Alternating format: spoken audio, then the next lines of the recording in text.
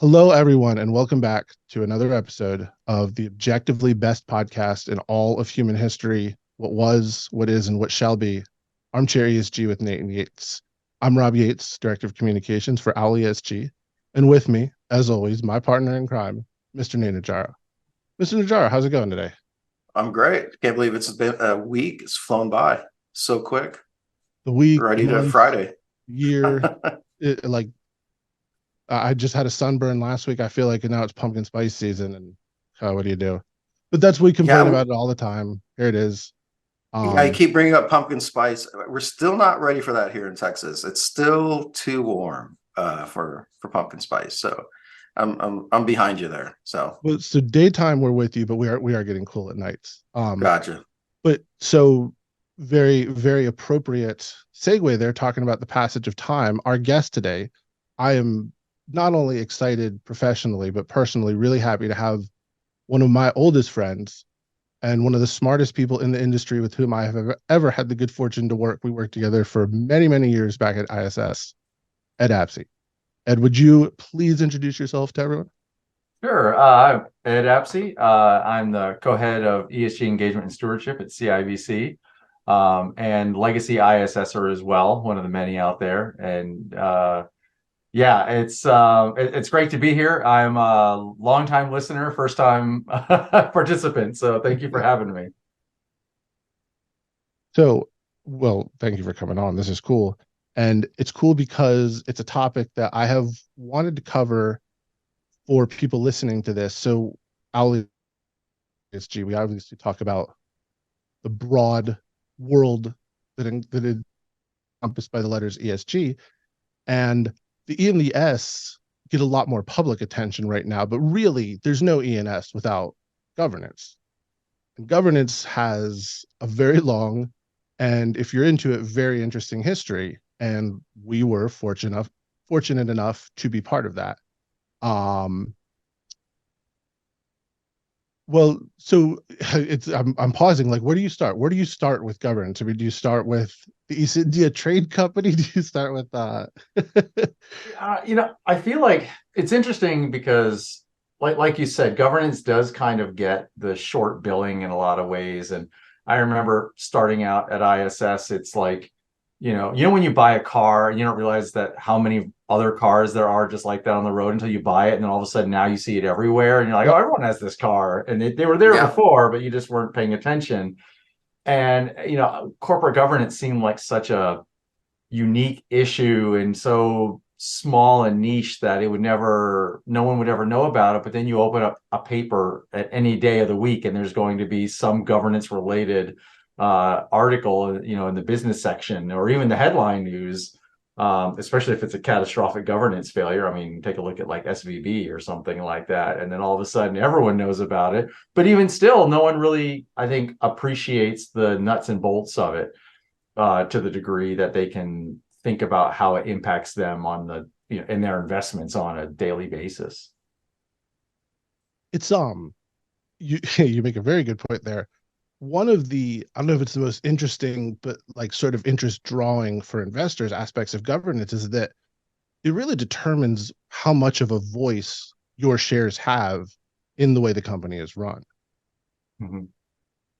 Yeah, Uh, no, exactly. No, it's the one avenue you have to directly converse with the board or converse with management, especially if you're like an individual investor. Obviously, if you're an institutional investor, you've got an outsized voice, but even individual investors, if you think there's something wrong with the company or leadership is misguided, that's your opportunity to say it directly to the board. and they do say it directly to the board. Well, okay. We'll try and get a little storytelling in here. What do you have that you can share? Because I know there's some that are a a best interaction with a director story. Oh, okay. Yeah, definitely. Well, I definitely have to say a little disclaimer here that these opinions are my own, stories are my own, and Same not here. We are necessarily not representative. representing ISS. Ed's not representing CIBC. Yeah. I am representing OWL, which is the best company, and you should come buy our product right now.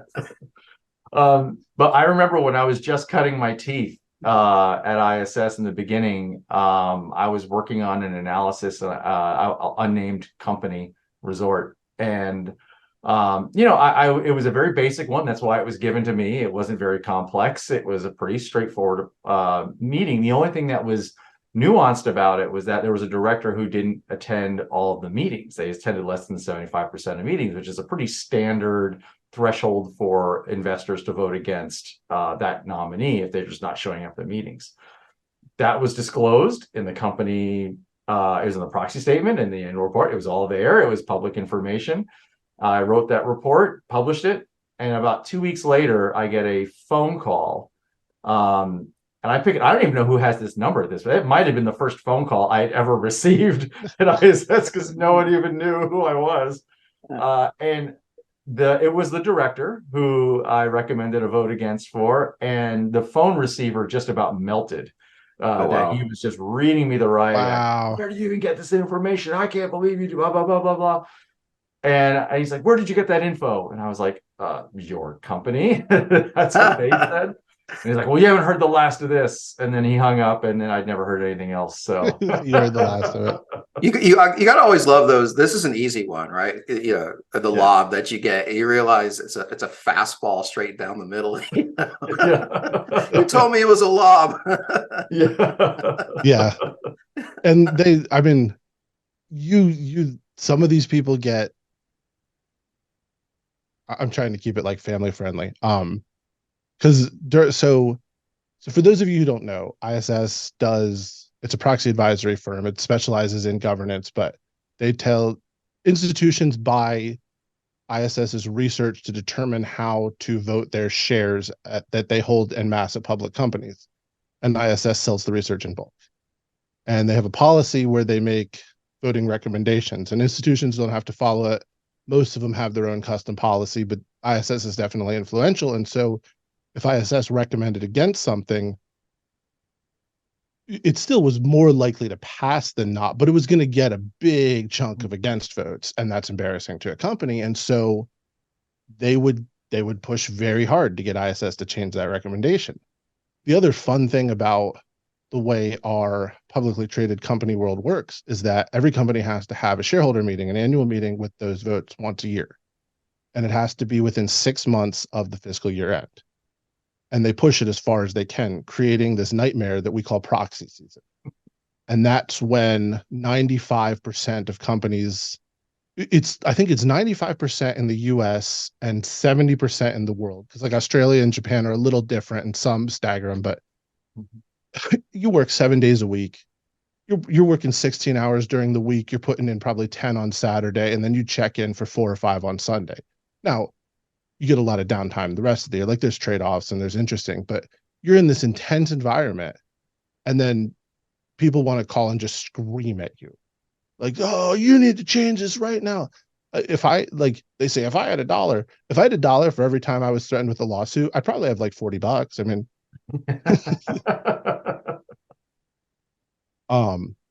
but yeah, so what Ed is referring to is director doesn't show up for meetings. It's very difficult to represent the shareholders who you are supposed to be there for if you are not showing up to the meetings. So they want someone who does, unless you have a valid excuse usually, which all you have to do is write in the thing, hey, I got really sick on these 2 dates. And they're like, okay, that works. But a lot of directors don't do that. I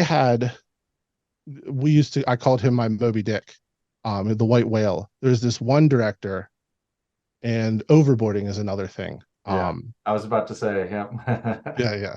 Like if you want to know, especially back then, why a director would not attend all the meetings, it's because they would sit on like 12 boards back in like 2000. And well, it was close to that many. So this guy was a SPAC specialist. So a special, what is it? Purchase acquisition company. There it is. Yes. Yeah. So they're trailer companies, I guess, that go along with mergers.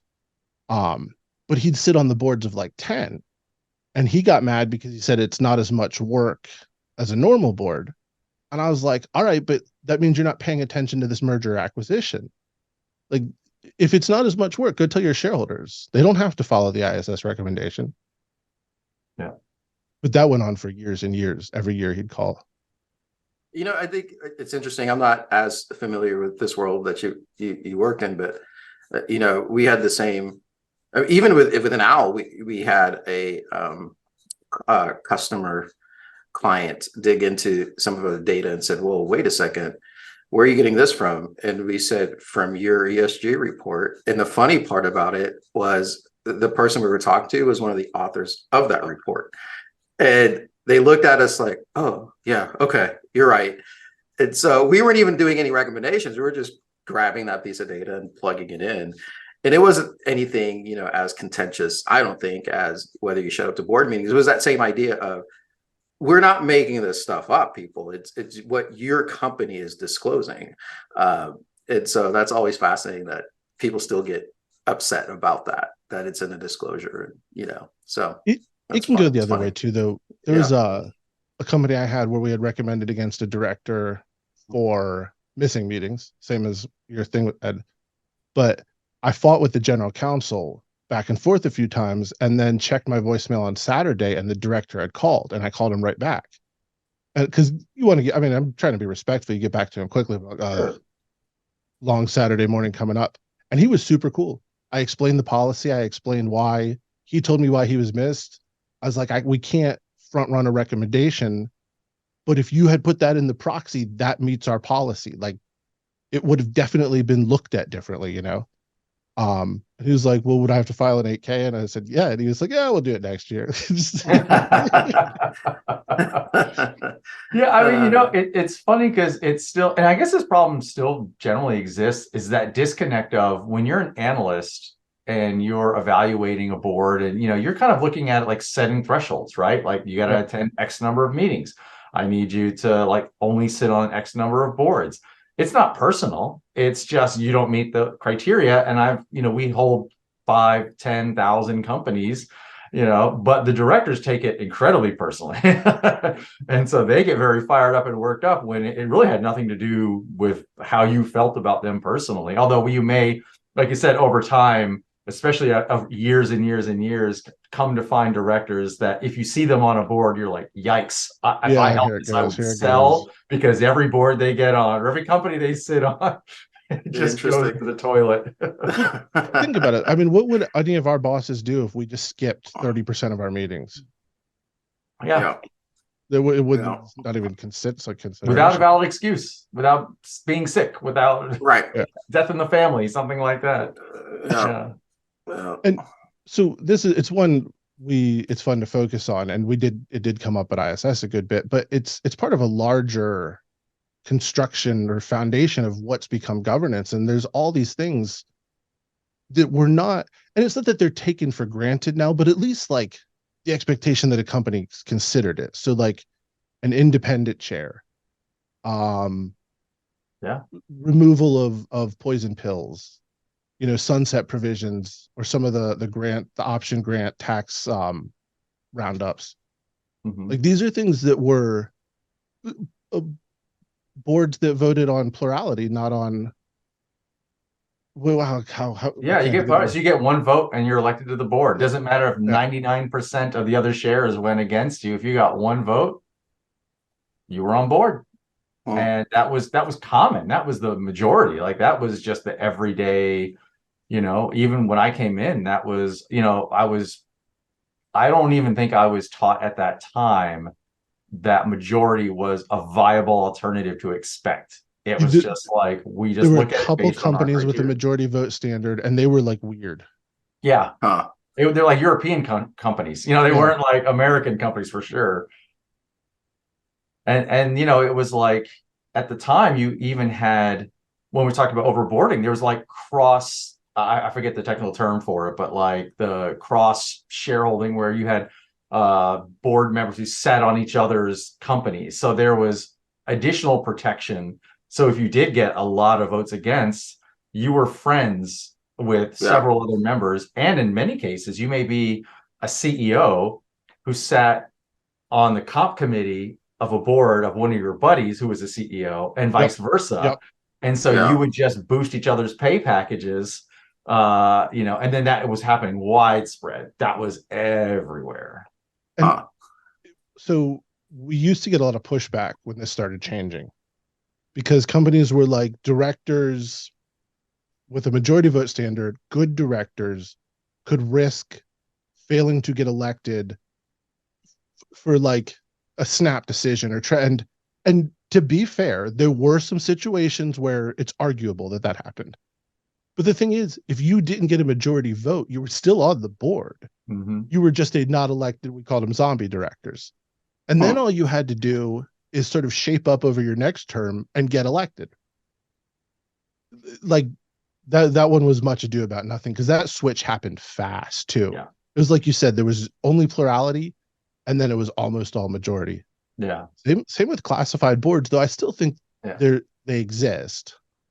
They do, but not as much as they did previously. Like S&P 500, I think when I started at ISS in like 2000, 2001, it was probably, I mean, I would guess maybe don't hold me to this, but maybe 75% of boards were classified. And so, like you said, if you were that zombie director, as an investor, you wouldn't get a chance to vote on that director again for another 3 years. And by then we have short attention spans. Like as investors, you probably would forget whatever the infraction was, or maybe the company's gotten better on certain performance metrics and you're like, they're kind of fine. And that's what they were banking on, and they used to always say, well, what if you vote against the entire board? And what's that going to do to corporate value if the whole board is voted off? And, now with the ability to look in reverse and say, I've been looking at proxy votes in governance for 20 years, and that has never happened in the history of governance. If I can interject, terrible events. Maybe it should have. They probably should have, honestly. Keep going. There were boards that deserved it. Yeah. But usually at that point, if they fear like something, if it's a cataclysmic event, like, I mean, I don't want to say Enron, because at that point, the company's already gone before you have a chance to vote on the board. But I think if a company knew that was happening, you would get voluntary removal. Directors would just step down. You know? Oh. But there's a lot of things that, like oftentimes when I would train temps who would come in, or, I would call them contingents, right? There are people who are highly qualified who come in to help out during the busy season. And we have a pretty rigorous training program back then. They still do, I'm sure. But one of the things that I would always talk about is that we're in a lot of ways standing on the shoulders of like the people who fought these battles before us, and that these things that you're taking for granted right now that you're learning is just facts about corporate governance were things that took a very long time and hard fought battles and a lot of heated discussions to get. With nuanced stuff with far reaching implications too. That's why it was that intense. Yeah. So speaking of that quick question, Ed, so remind us, how long did you spend at ISS, and over that time period, what was probably the biggest trend or the two biggest changes you noticed in corporate governance over the time that you were at ISS? So I was there real quick, Ed, if one of those two trends is the main focus for the topic, can you hold it for just another minute and then we'll bring it in? Oh, sorry. Did I jump ahead? No, it's fine. It's fine. I want to build a little suspense now too. So okay, great. Yeah. One of them I will hold off on. But it was, I mean, a huge component of it, honestly, I do think it's just the greater shareholder rights protections when it comes to having declassified boards. That happened really fast, like Rob said. As soon as like one domino started to fall, they all started to fall. The majority voting was another one that was just, it was a tidal wave. And so there are a couple other things that are more ESG or ENS related that I think surprised a lot of people. But the other thing is probably, the emergence of management say on pay. For a long time, that was the dream for investors, because they said, look, we have this in the UK. We can already, opine on the voting on the compensation packages, and we don't have that in the United States. And there was some concern early on that, well, does that just insulate the board, where you can vote against the MSOP and then the directors still get 98% support and they get to go on, and it's an advisory vote anyway, so what does it matter if it passes or fails? And really the way it kind of played out in reality was that investors they're savvy, especially at the institutional level. They just voted against both. They just said, we'll vote against the comp committee and we'll vote against the MSOP. So yeah, I think one of the biggest upsides to the say on pay proposals is the ability for like real nuanced analysis of a pay package, because the news loves to put out these eye-popping numbers. This CEO got $7 billion last year. And then when you look at it, sometimes it's more than that. Sometimes it's worse. Sometimes, I mean, not than 7 billion yet, at least. But sometimes there's realized versus realizable. You got to look at performance conditions. Sometimes they can really be stretched.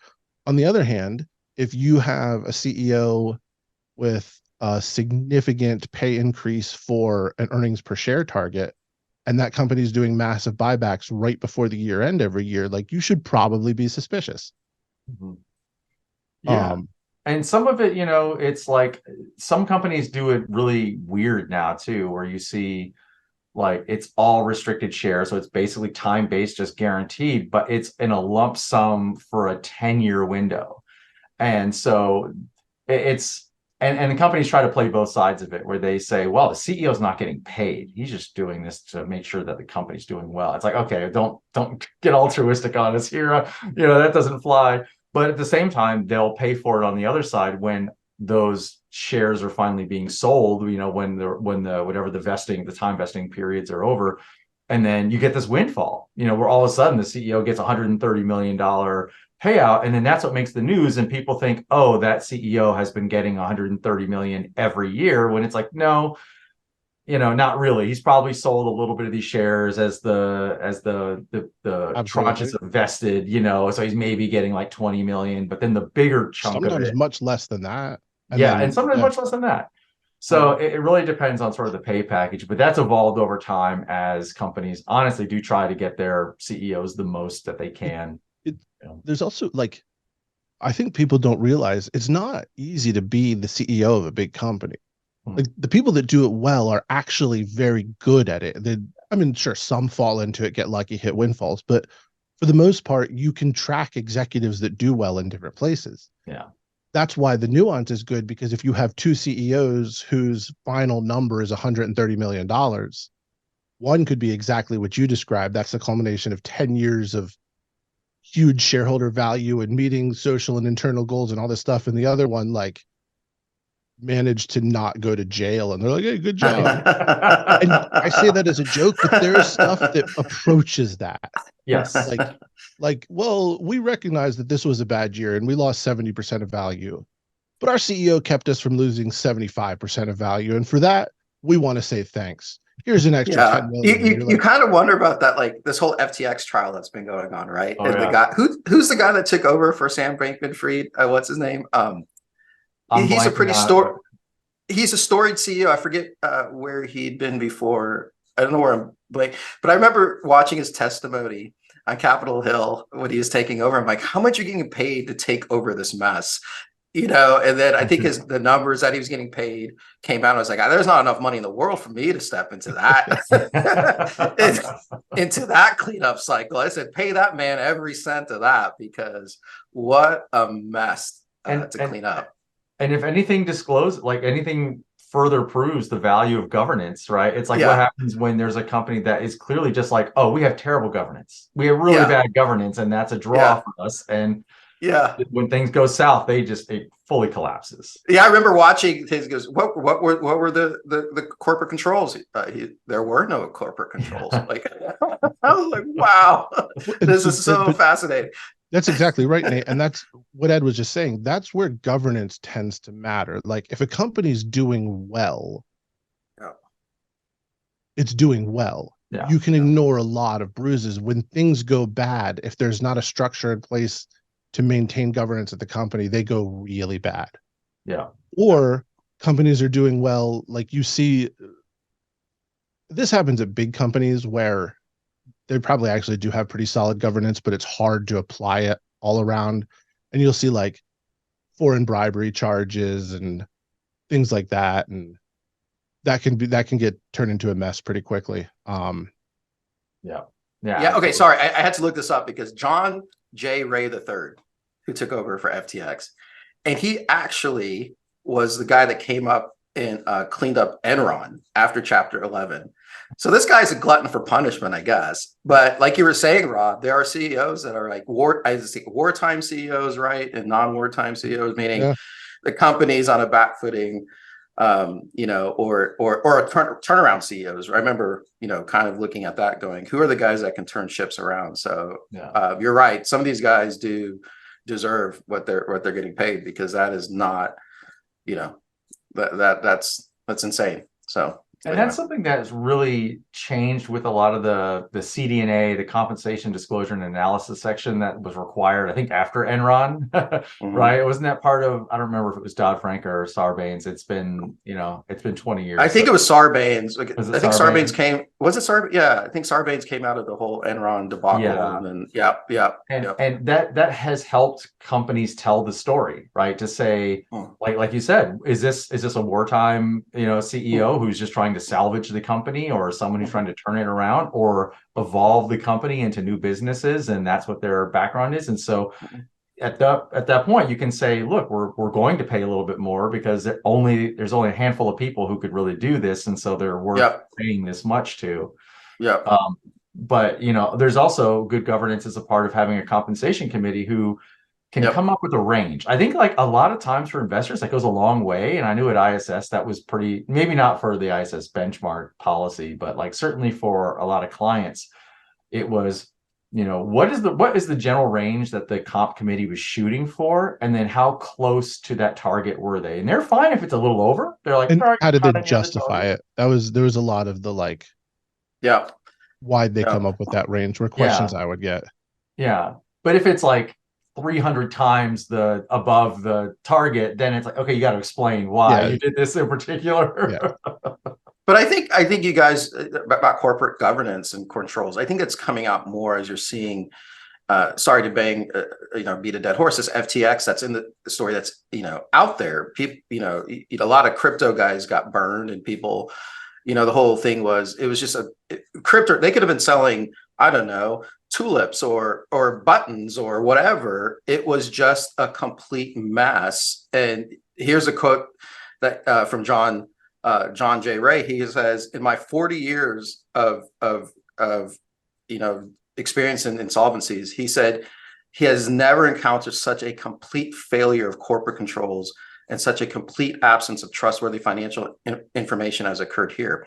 So I think it's starting to get kind of in the zeitgeist and the thoughts of people, like, corporate controls, what's that? What do you do? I'm like, well, there's these whole set of policies that should be in place for public companies that are moving that kind of money or dealing with that kind of money. And here's why: because when you don't have that, there is no accountability, there's no insight, and then you have this massive blow up. And so, I think it's just going to get more and more important in the coming years, in my opinion. So, I mean, all these guys that were, investing in Robinhood and these companies, I'm sure they weren't reading the annual reports, but now I'm sure they're more. There's no risk. Like, I mean, people are taking a risk, especially buying some of these just random coins, and they have no idea what they're doing. With part of corporate governance is like identifying risk and then mitigating and being accountable for it. Sam Bankman-Fried, have you ever looked at the chart out there of the politicians he gave money to? Oh yeah, it's like essentially the entire federal government. It's not Democrats, it's not Republicans, it's all of them, and it's tens of billions. So he's operating in a zero risk environment. Even on jail now, what's he looking at, like time served? Really? Okay. Yeah, because they're only charging him with that one. But with corporations, there's a lot more that goes into it, because if they fold, they're facing a lot of lawsuits, and there are all these preferred shareholders, and there's chapter like it's a whole thing. Well, I remember Enron. I was just out of college when Enron went under, right? And I remember watching the news. It said, all you guys that have more than 40% of your 401k going to companies, you shouldn't have more than 40% of your compensation for 401k going to company stock, right? Some people at Enron had 100%. And I remember going home and changing my allocation to under 40% of the company that I was working for. I had no idea. It was like this 22, 23-year-old kid going, what's going on? What happened? And I got that from the news, not from any education I ever got coming out of school. I mean, it was just like, if it's hot, you throttle it up and you throw all of it in there. And so that was my first inclination of, hey, you got to pay attention to the companies you're putting money into, Nate, and also your company as well, about what's going on, so anyway. You highlight like a perfect insight into the corporate governance world, because no one who's not in it knows anything about it. When I so I started at a company called IRC that ISS bought out, and I started as a temp, and I had a writing background. I write. So I'm just out of college. I go in for the temp job. They're like, "What do you know about corporate governance?" And I'm like, "Honestly, nothing." Like, no. That's okay. We would have been surprised if you said something. Like, we'll teach you that. Just got to see if you can write. And sure enough, then you're like, wow, there's a whole world out there. But it matters. Like, Enron was a failure of corporate governance. Had the audit committee done its job in oversight, that would have not happened. Same with, is it WorldCom was the mobile phone one? WorldCom, yeah. Same with what was going on at Wells Fargo. No one questioned the numbers. That's what the audit committee is supposed to do. Yeah. Even Lehman, right? Like, no one was like, hey, there's a ton of risk here. What are we doing to mitigate this? Yep. And it played out even at SVB. No one asked. And that's one of the things that honestly has been one of the hardest lessons to learn, right? Because at corporate government, I mean, there's a lot of information disclosed about boards and directors, but the one thing you don't have is visibility into the boardroom and those discussions to see who's asking the right questions and who's asking the piercing things that says, hey, what would happen if interest rates accelerate really quickly? Are we screwed at that point? I learned a lot about mark to market this last spring. I went, what? And risk analysis, going, I never would have asked that question. Like, what? What's going on here? And going, oh, yeah. See, you're exactly right. The risk analysis, you need a broad range of people able to ask those crazy questions of, what if they keep hiking interest rates and we're holding all these securities or these long-term loans? What happens if we have to mark to market them? What happens? Good question. So yeah, interesting. And that's always honestly the biggest challenge for when you think about a proxy contest, where someone's trying to oust board members to put their own members on. We're kind of seeing this now, I guess, with Disney potentially, having the same thing. Is the biggest challenge is convincing investors that your director nominees are better than the ones currently sitting on the board. And I mean, in a lot of cases, you don't get to that level to be nominated as a director if you don't have sort of the basics, the audit expertise or financial statement. Usually, we've met a few. Usually, yeah. I mean, it's possible, but like at the same time, you really don't get a sense of the quality of the candidate. It's really difficult. Maybe if they were an executive or a CEO, you can get a window into some public comments or get a sense of their track record of running a company. But even then, you don't want necessarily a board full of ex-CEOs who will just sympathize with management and just sort of green light anything they say because they didn't want to get that resistance when they were CEOs. Right. That's a good point. The CEO brought in board members that'll do that. We see that too. Yeah. So I want to shift a little bit to centering on the topic du jour, but first, a quick brain break, if you will. So is there anyone that you talk to just surprisingly that you can name drop, like a good story? I have one. It's quick and it's funny. Go ahead. I'll see if I can remember. I got in trouble and not yelled at, but a tisk tisk from Bill Gates, not the one, but his dad, because we had put a report listing him as retired, and he was like, "No, I am chairman of the Gates Foundation." And I went to Sergio at the time and said, "We need to change this field and add chairman of nonprofit," or whatever it was, because if Bill Gates' dad calls and yells at me again, I can't handle that. And so then I was there the next day. Gates Senior has some pull with you there, so. Yeah, I mean, I was 25. I'm just kidding. Yeah, absolutely. Now I'd probably be like, who? No. Same here. If I was 25, I'm like, oh my gosh, I'm gonna die. So yeah. I never, like, I know of a lot of stories of people who very close to me, at ISS, who had engagement meetings with some very big high profile, like, let's say, multimedia moguls who had succession planning issues, and where they have been able to sort of have short conversations with them and received kind of like it's funny that the one thing I can say is some of the CEOs that I've talked to over my time, it's like you understand why they're CEO. They are charming. Yeah.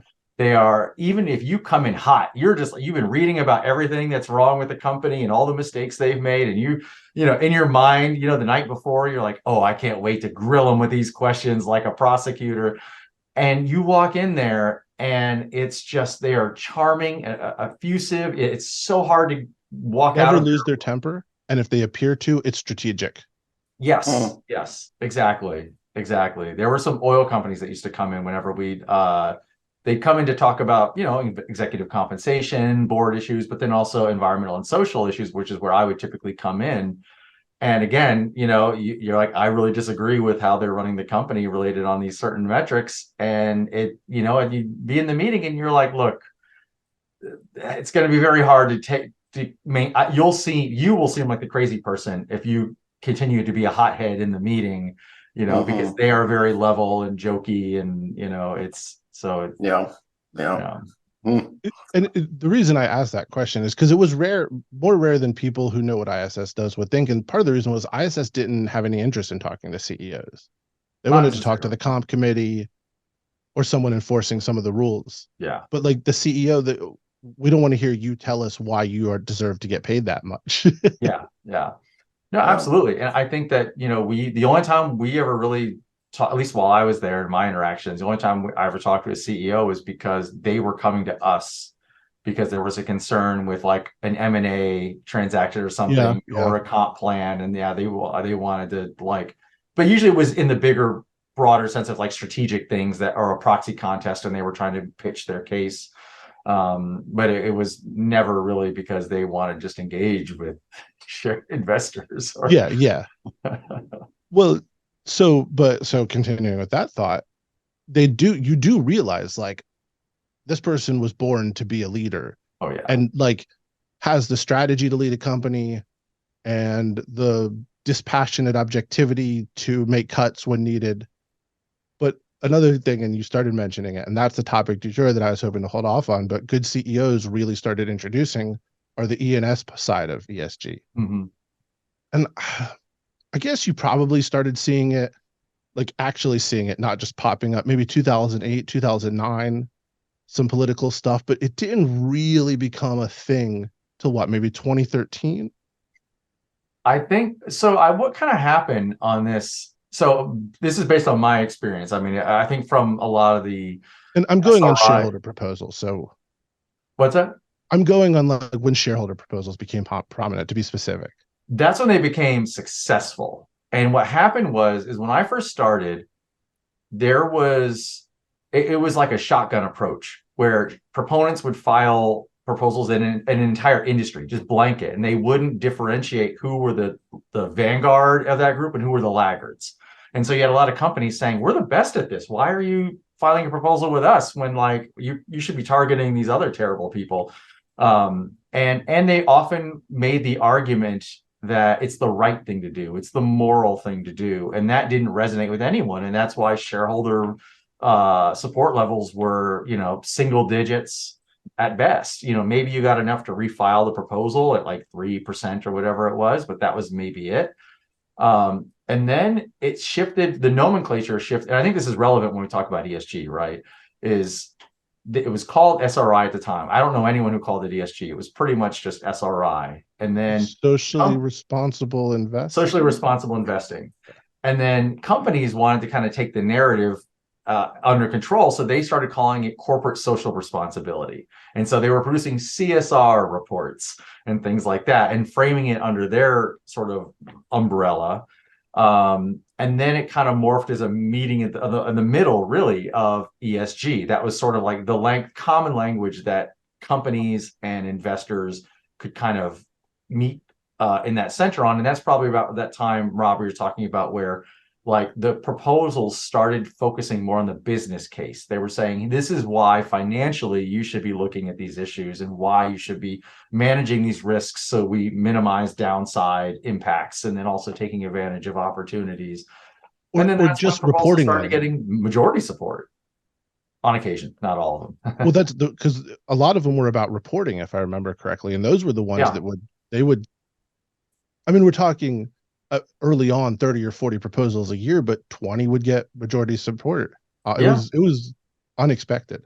Yeah, and like you said, it was at that time, it was really about transparency and disclosure. It's like, tell us what, produce a sustainability report, or tell us what you're doing to manage your climate or carbon emissions, or what you're doing for to manage labor and turnover and things like that, worker safety, or anytime it's a political or election year, you'd get the political contribution proposals. That was really just saying, tell us who you're giving money to, so we have an idea, of like where your priorities are.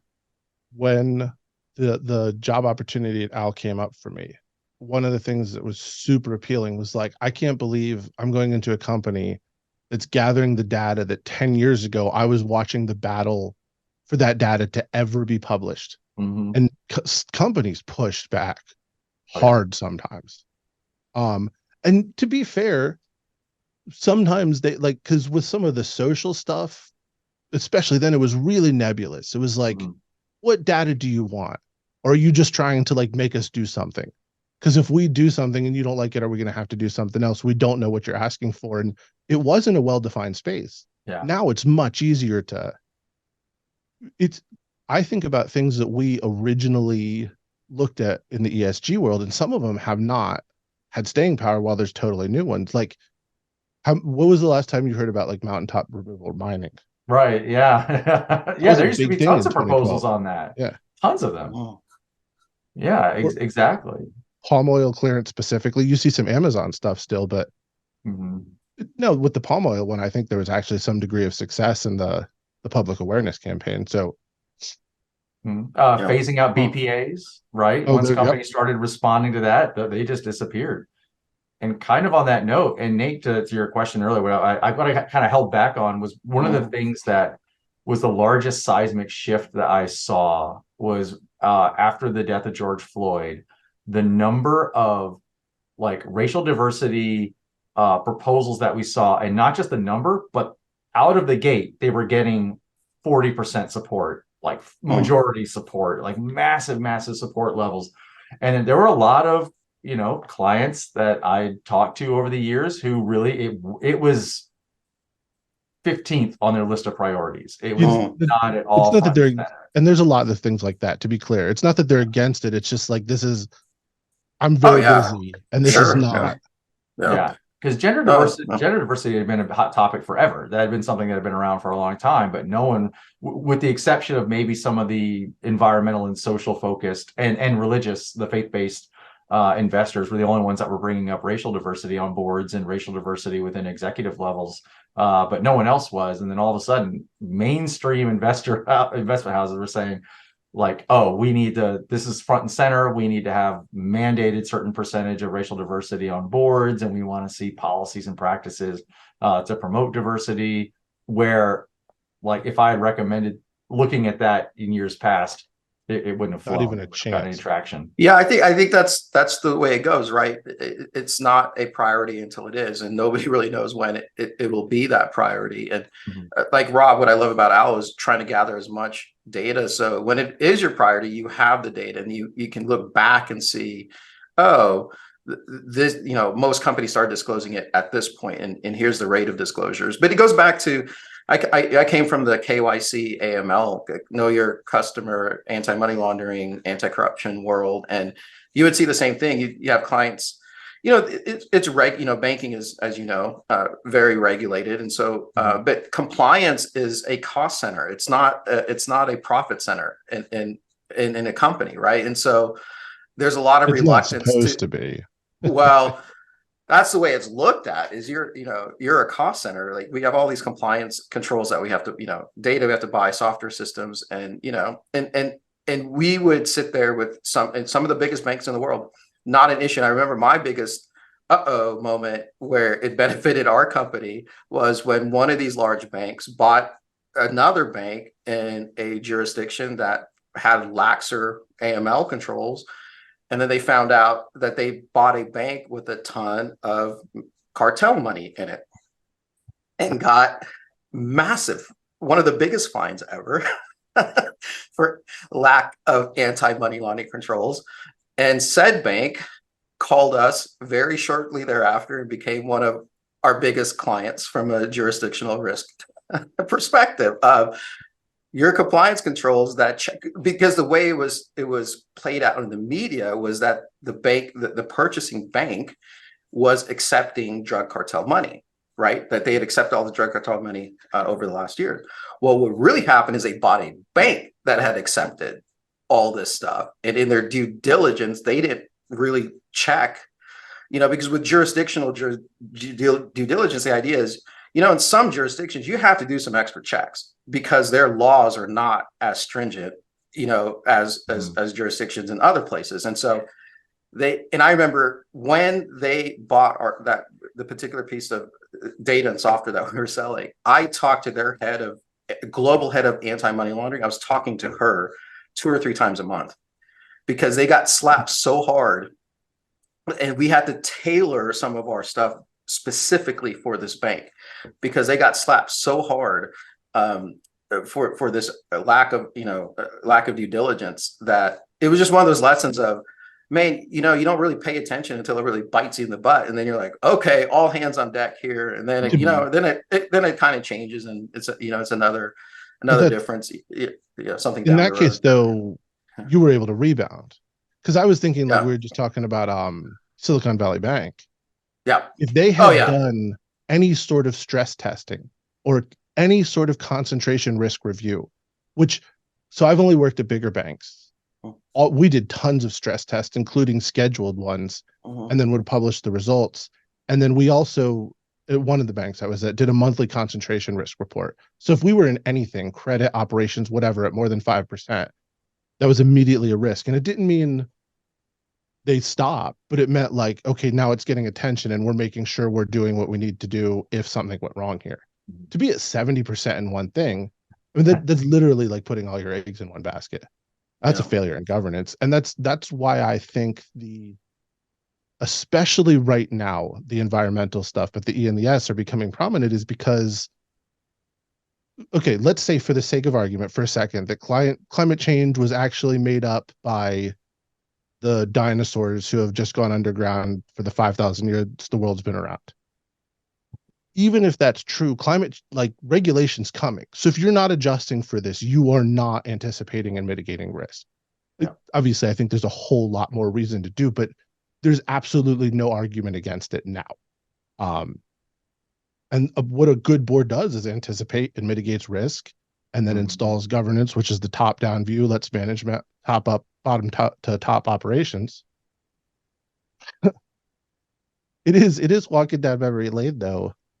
That mountaintop mining removal, that was a big one. The BPA was a thing for a while, and you're right, and then they just went along with it.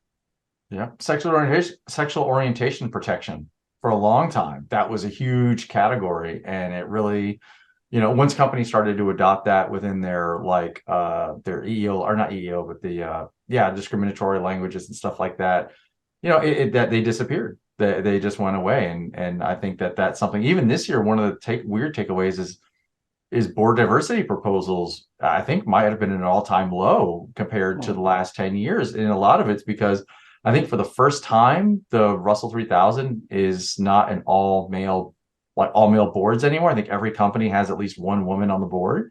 So I think as we've seen the companies respond and react, that changes the landscape of the proposals that we see and where the activists are sort of, moving to.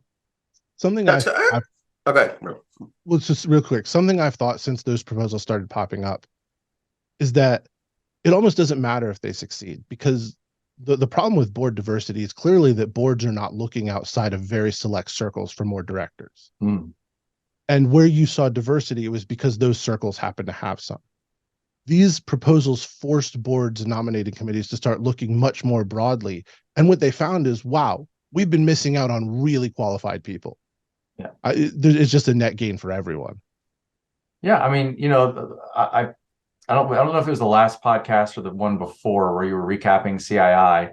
One of the things I remember was, when we were talking about board diversity, and that one of the presenters was African American board member. She was talking about how she would like recommend, like when they were trying to find, like If I remember extend correctly, immigrated from network. Jamaica in 74, worked up, had a PhD and a Yeah. master's, has sat on 5 boards, 6 boards, 3 S&P 500 companies, brought in revolutionary change, and then started an organization to help people get on boards, and specifically looking at Black women who might have been overlooked before. Yeah, and one thing she mentioned was definitely one of the big challenges, I think, was because she said how, people would come to her and say, would you come sit on our board? And then she would say, I can't, I don't have any more time, but these people would be good candidates. And the problem is, for the longest time, that's how diversity was increased on boards. Is another version of the good old boy network. Just like, who do you know that could sit on this board, rather than going to a director search firm and saying, give me candidates with these qualifications and ensure that there's diverse members within that, which makes it a far more level playing field, and making sure that you're surfacing more candidates than just hoping that someone on your board knows someone, who would be a good fit.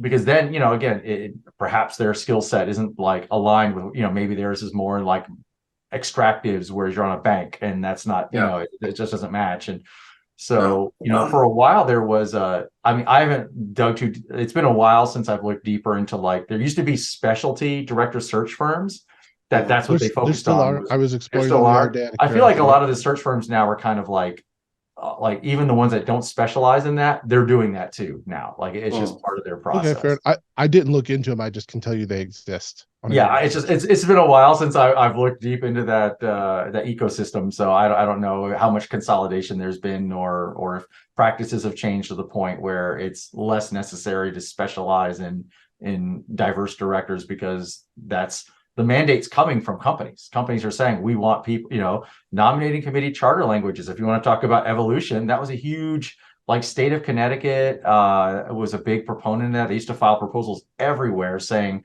we want you to amend your nominating charter committee language to ensure that you're including minority and diverse, like and gender diverse directors in your searches when you're looking for replacements. And so that now is the norm. I think you'd have a really hard time finding a nominating charter that doesn't have that language in there. I think there's been a huge positive knock-on impact. So the stark reality is that in any situation where some sort of diversity is mandated, you always run the risk of just picking someone that looks the part. Corporate boards cannot do that. Like, they have to have people that are good. And so what happened is they explored these other areas, and they were like, we're missing really good people. But then that also seems to have spread throughout the company. So they're looking at different colleges, and it's not just gender and racial or ethnic diversity. You get background diversity and age diversity. They're willing to take on people who don't necessarily have the education they were looking for, but skills that align. And I think you're starting to see a lot more corporate innovation because of it. Mm-hmm. Yeah, and I think that's a great point, Rob, is you want people on the board that know what they're doing, right? You're at the helm of some of the largest companies in the world. And I think that's where some of the backlash comes from. Oh, just find, a Black guy or to sit on the board. And you're like, no, you kind of want to find the guy that knows what he's talking about. And it might be a smaller pool because you have all these other things, but it's not a terrible thing. And I think that's where some of the backlash comes from, especially when I talk to some of my friends, like, oh, it's these corporate boards aren't trying to go out and just slap the next Black guy on their board. That's not what they're trying to do, right? No. And because there's material. What's that? A director search now takes about a year, I think. That sounds about right. Yeah.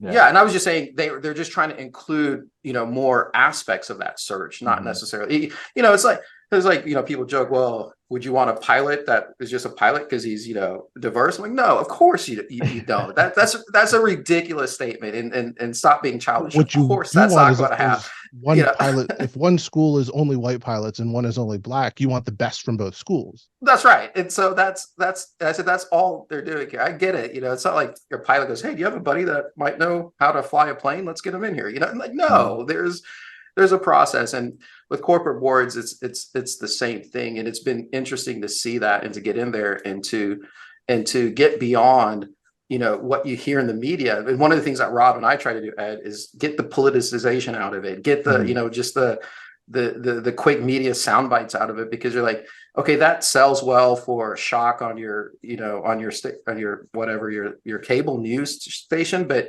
it's way more nuanced than that. Right. And yes, you can always point to a few examples that are nuts and go, well, that's what the whole industry is doing. And it's not true. Yeah. You can push back on those too. On the ones who are like, I'm anti-ESG, and it's like, oh, so you're okay with slave labor? Yeah. Like, oh yeah. I use that one all the time. I'm like, but then on the far other side, like, we need net zero by 2030. Like, okay, are you cool with half the planet dying? Yeah. Yeah. Because if we go off fossil fuels tomorrow, that is not a good outcome. Yeah. But then go ahead. Good. I didn't mean well, I was going to say, you get to meet all these amazing people who are actually working to make things better. Like, they're not pressing panic buttons. They're taking it very seriously, and they are diligently working for real solutions. There's not blame. There's not anger. There's just.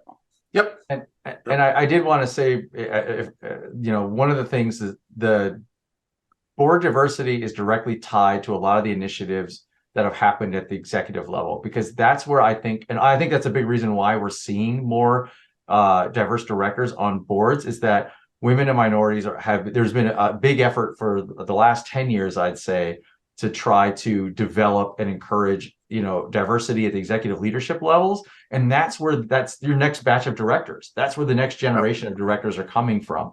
And that was always the argument that, back in 2000 that people had, is like, well, they don't have the experience. It's like, yeah, because your executive levels are like 98% white males. And when are you expecting to get people that have the experience of running departments or being CEOs and, and having these diverse levels of experience, especially if it's, if you're a mining company or extractives, that does tend to, you don't really find a lot of diversity in general within the workforce there.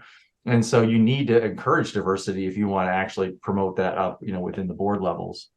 This is how much of a difference it makes. At Bank of America, they had an African-American management training program. And so I went and inquired about it. And they're like, why don't you just sign up?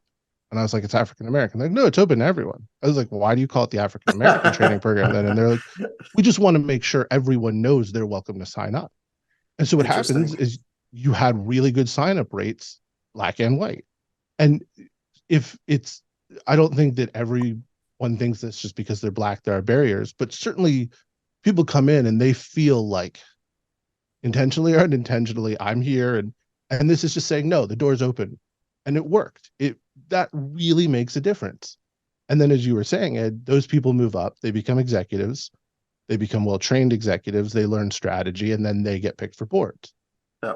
So, Ed, really quick, why do you think ESG is being so politicized? Because, you talk about SRI and CSR, that was around for a long time. I never heard that come up on cable news or in political discourse of, we got to stop these SRI reports or these CSR reports, right? Like, in my memory, I've never heard of that ever being controversial. And all of a sudden this ESG comes along and kaboom. It's so do you have any, and again, I'm not trying to be political, we don't, but do you have any thoughts on why all of a sudden it's a lightning rod, out there around this? Yeah, absolutely. I think it's two-pronged. I think, and sort of like, you guys are talking here, it's nothing. If anyone ever says there's like an easy, simple slam dunk reason or solution to something, you should be suspicious immediately, because this is all nuanced. And there's probably a much larger history and complicated background than like people will let on. I think the one of the one I can sort of quickly set aside is the fact that I've been in this space forever, and my mom knows exactly, like I've told her hundreds of times what I do. And I think if I was to say, do you know what ESG is? She'd say, I have no idea what that is. So it's an easy thing to say, to put a label on, and then just it's really hard to refute. You can't quickly say, well, let me explain what ESG really is, because it is so nuanced and I so, can't I can't right now. I can tell you what it stands for, and I can yeah, go into a great detailed discussion about things that fall under the umbrella.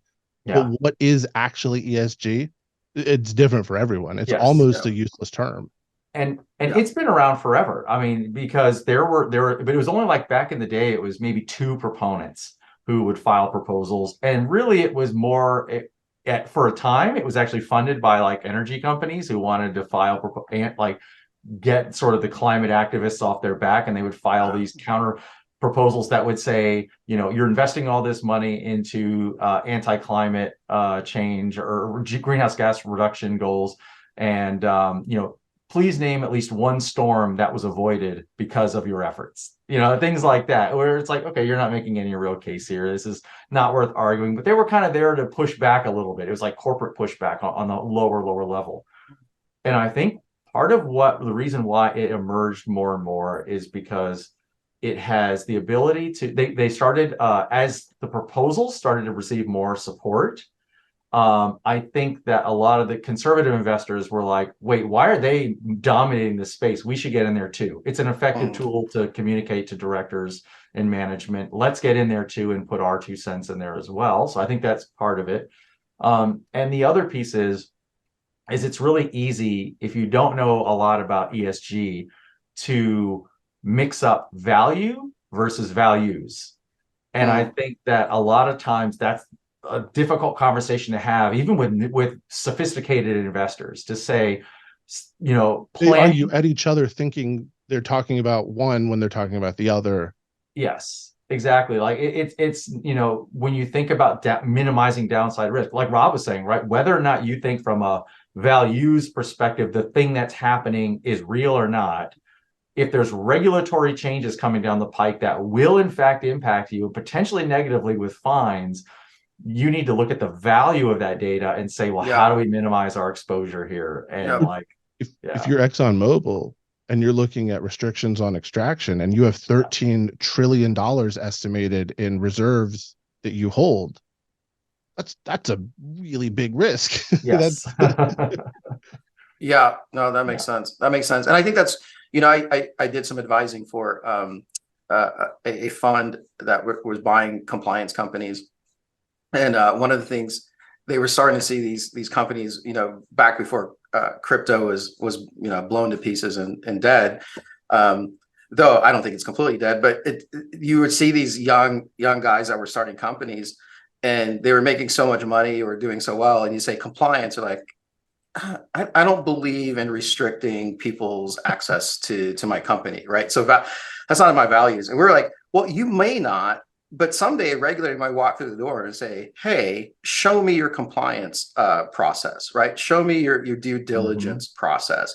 And so we're just like, hey, we're here to get ahead of that, so you don't get bit in the butt when that regulator or that that person walks through the door. So yeah, that's a great point. I've never thought about that way. So the value versus values is, okay, you may not believe in that, but I'm telling you, there's an aircraft carrier with a missile pointed your way, and we got to deal with that. So yeah, yes,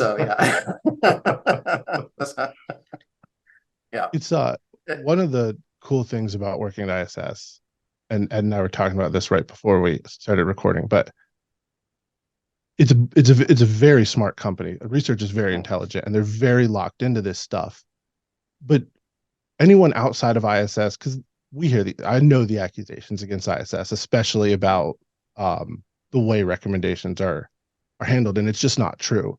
Like anything that's even slightly potentially controversial is like there's a big debate, and people take the other side just to take the other side, and there's stuff going on in the halls, and people are doing their research on what's happened before, and you learn a ton, but you also make very good friends. Like, had we been friends for 17 years? yeah, yeah. We Had have, kids around the same yeah, time, like it's yeah, similar it's tastes in local Rockville, Maryland food. yeah, yeah. Shout out to Mama's Dumplings. Oh Um, yes, oh, God. it's hard not to be out in Rockville to have regular access to it. It's tough. Yeah. They survived the pandemic. They'll survive everything. It's too good. But yeah, but I mean, you're right though. I mean, it's one of the things that was really exciting was that you can, in the halls of ISS, and not just during season, but also outside of that, when you've got far more downtime. Yeah, often better after season to really talk. I could be standing at your desk for an hour and a half, and we just debating and talking about like a whole host of issues. It might start talking about, I mean, I don't know this. I don't think this would have been one we talked about, but let's say like classified board structure, right? And then all of a sudden we end up on some philosophical, like capitalist discussion that like all of a people sudden are chiming wow, in. okay, we're really spun off here. But like, you've got a crowd. Yeah, you got to take it to the boardroom. You're distracting people. Yeah. But by no means is it like everyone just agreeing lockstep, like this is the way it is. It's the gospel and no one can say anything otherwise. There's dissenting views everywhere and different opinions. And there were several that went to policy board because it was so contentious. They needed an official, like, documented meeting. Yeah. There was one interesting one. I remember we had a company did a completely unsolicited, unapproved poison pill, which is usually an instant recommendation against. But they called and they were like, can we explain? And I was like, okay, sure. Like, and they were like, we are a Tennessee utility, and the local city is trying to take our lines and equipment through eminent domain. And the only way we can stop them is with this poison pill. And I was like, this just got really interesting. And we had to call in all the policy board and we ended up not issuing a recommendation against the company because it was a very limited pill. They were completely specific about the terms and what would make it go away, but they saved shareholder value. Yeah, and I think a huge piece of it, right, on the governance side, is that as long as you've got controls, you can do things that on the surface are unfriendly to shareholders, right? They might be reducing shareholder rights for a period to help preserve the company, to help, to preserve value for shareholders. We're not looking to, I say we, I mean, it's been, I don't work for them anymore. Just to be clear. You're still in the investment world. ISS gets pegged as being the sword for investors, and I don't really think that's accurate. Yeah.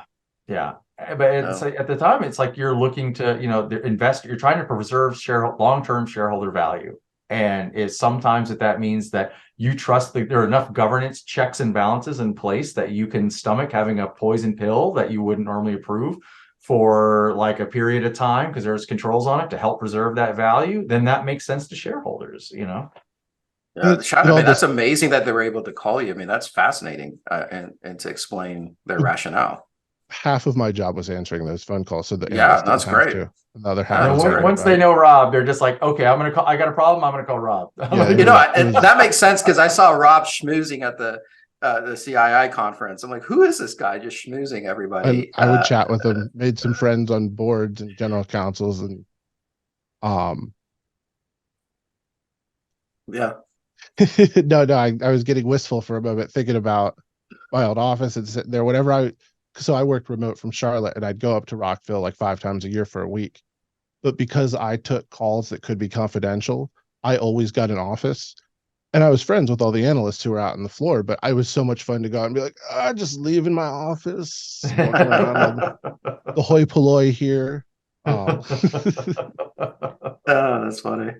Yeah, it was cool to see you in a suit and tie because we work from home, so all of a sudden everybody's spruced up, and Rob is schmoozing and talking to people, so that makes sense. This gives me some background of okay, I get it now. Makes sense. I learned a lot there. Yeah, and I still have 6 suits and ties. Well, suits in dry cleaning plastic. Got all of mine dry cleaned right before the pandemic. I've worn 4 since. Yeah. So Ed, really quick, how long have you been away from ISS, and what precipitated the move away to where you are today?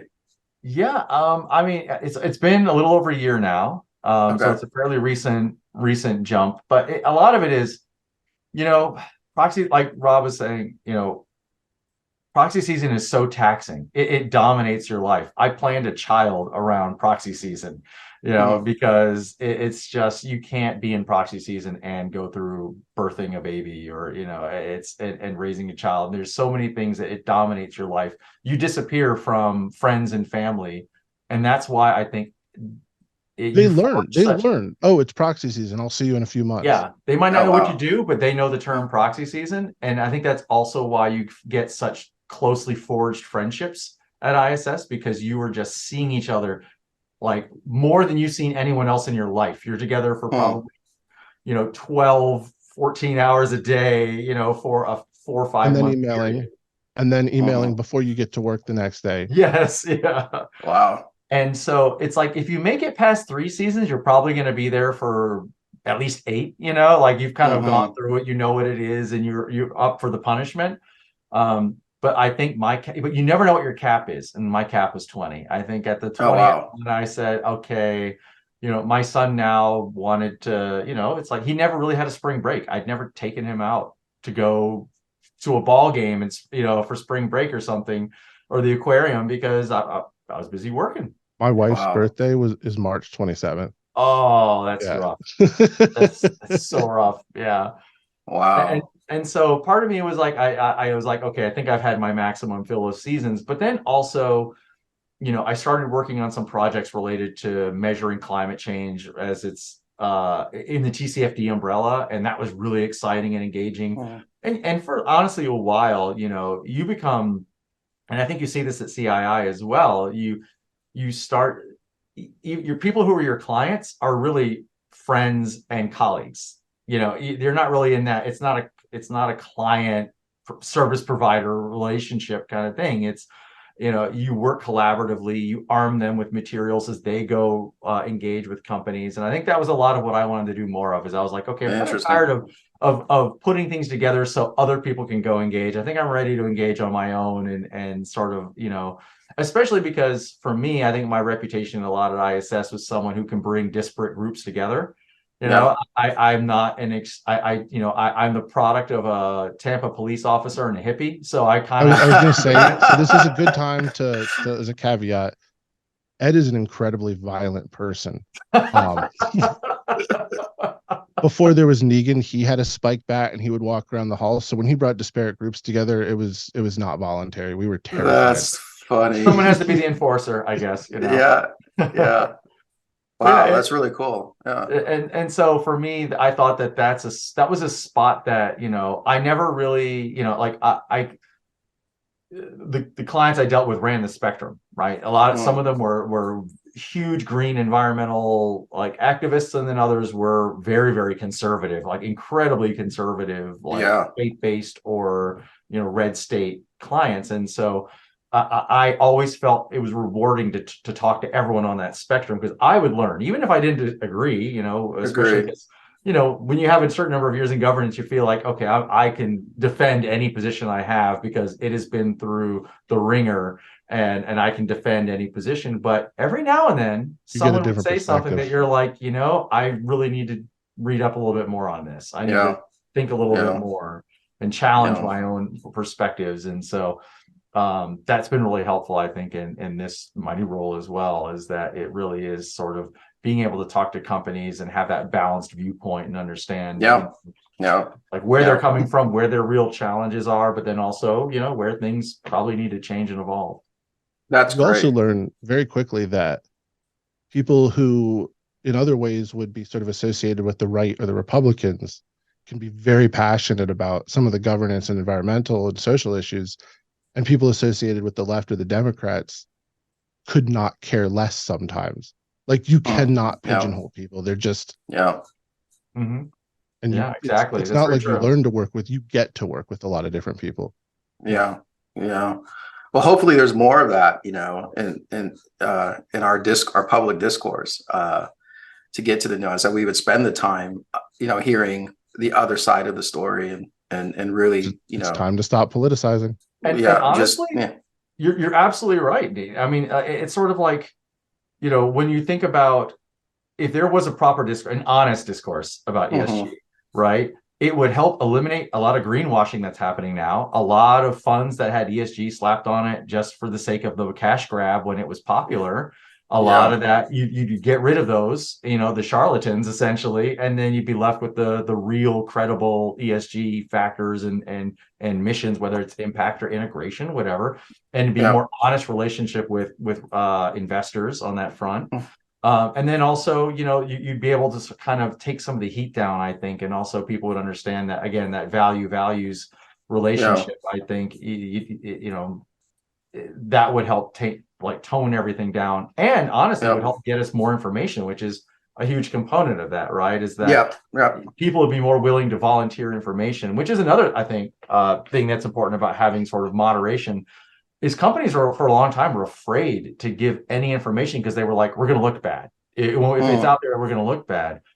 And I remember discussions when at ISS where there would be a shareholder proposal targeting company on, let's say, climate related factors, right? And the company's like, they disclose information, it's bad, or the information is bad, or the indicators, the performance is bad, but none of their peers discloses information. And then we would say, should we really go after this? They'd get credit for reporting. Yeah, when they're the only ones that are really doing this, and we should encourage.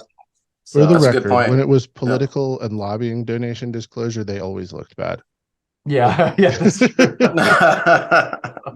Well, it comes back to a term you used earlier, Ed, and I will tell you, I hate the term itself. It's stakeholder capitalism. And the reason I hate it is that you have the philosophical shareholder primacy argument, but I don't think they're at odds. I think stakeholder capitalism is a distraction when what it really means is long-term value strategy. If you are pouring chemicals into the river you're using, that is not a good long-term strategy. So does it affect the community around you? Yes. But I don't think the reason you should do it is because it affects the community around you. I think because you affect the community, it's imperative to long-term value that you then do those things. Yeah. The number of times you can set the Cuyahoga on fire is one. Right. Exactly. That's awesome. That's so true. So true. We're over an hour. That's the perfect note to end. Ed, you're an awesome guest. I got to get you back on here. We'll pick a specific topic, give you a little time. Maybe we can even pick one where we disagree and Nate can listen to. I would love that. Nate, we used to go for these wonderful dumplings, and Ed's wife is one of the sweetest human beings on the planet. I drove her insane. and at work, we got along great. And it's not that we didn't get along, but as soon as we're out of work, she's listening to my politics and she's like, who is this crazy guy? But there, Ed and I are getting driven. She's driving us to get dumplings. We're having fun with it. And she's like, do you two ever talk about anything else? Yeah. And Ed, I can only imagine with Rob, who could be a little bit of a provocateur at times, saying, needling you and saying, hey, what about this? We both did. That's what Ed was saying. We get into this detailed philosophy of stuff. That's when she was like, seriously, you two. Like, I was happier when you were talking about video games. That's funny. That's funny. Well, yeah, I have to say, definitely thanks for having me on. And Rob, I love you. You know that. And same. I think, Nate, it's got to be exciting working with him. I enjoyed every minute. Oh, yeah. So, this is a great interview. Yeah. I like this one. It's very personal. And, I learned, what I love about doing this with Rob is I learned so much, and you go back and you think, never really thought about value versus values and what people are arguing. I mean, that's an insight I'm taking away going, you know what? That's right. People are talking past each other because they're coming at it from, they're on two different rails and they don't know it, and so it's great talking to you. I'd love to have you back. So for the record, I do pick the topic, so I'm trying to make myself look good. I mean, this is all planned. You are the director of communications, so you do have that right, my friend. So Edward Apsey, CIBC, thank you so much. Definitely going to get you back. Nate, I love doing this with you. It's a Friday. The day is nearing. I will probably be pouring my son's birthday today. So I'll be pouring a bourbon for him. Indeed. Happy birthday. Had a fun day, but then family dinner's coming soon, which is fine. I like the family, but it's a Friday. I like to have a bourbon with it. Well, cheers to you, my friend. So absolutely. On that note, thank you everyone for listening. Armchair ESG with Nate and Yates. I'm Rob Yates, Director of Communications at Owl ESG. If you have complaints, feedback, just pure hate, I love it. And remember to like and subscribe. I got to keep telling everyone to do that every time. Have a wonderful rest of your day.